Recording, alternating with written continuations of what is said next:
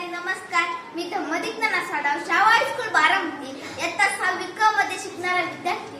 तुम्हाला समतेची वागणूक मिळवून देण्यासाठी मी माझे जीवन संघर्षाची मशाल म्हणून मी तिथेवर ठेवली. लहानपणापासून जातीभेदाचे प्रचंड चटके मला व माझ्या बांधवांना सहन करावे लागले.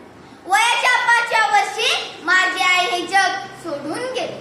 या दुःखातून बाहेर पडत असताना मला जातीभेदाचे खूप चटके बसले.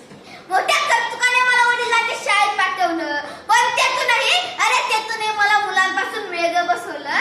का तर माझा स्पर्श कोणाला होऊ नये म्हणून, शिवाशी होऊ नये म्हणून. कारण मी महार या जातीतला पुरुषांचा मुलगा. अरे तहान लागली की लगेचच पाणी मिळत नसे. जर का माझा स्पर्श त्या पाण्याला झाला तर पाणी खराब होईल. वरून पाणी टाकायचं आणि धरून पाणी प्यायचं. आमचं घर तरी कुठं आमचं घर? तर ते गावाच्या बाहेर बशीत. का तर आमचा स्पर्श कोणाला होऊ नये म्हणून, शिवाशी होऊ नये म्हणून बरीच कामे आम्हाला दलित बांधवांना सहन करावी लागत. रात्रंदिवस काबाड कष्ट करून की आपल्या पोटाची खाई भरण्यासाठी. अरे जात नाही ती जात याची प्रचिती वारंवार आली माझ्या बांधवांवर.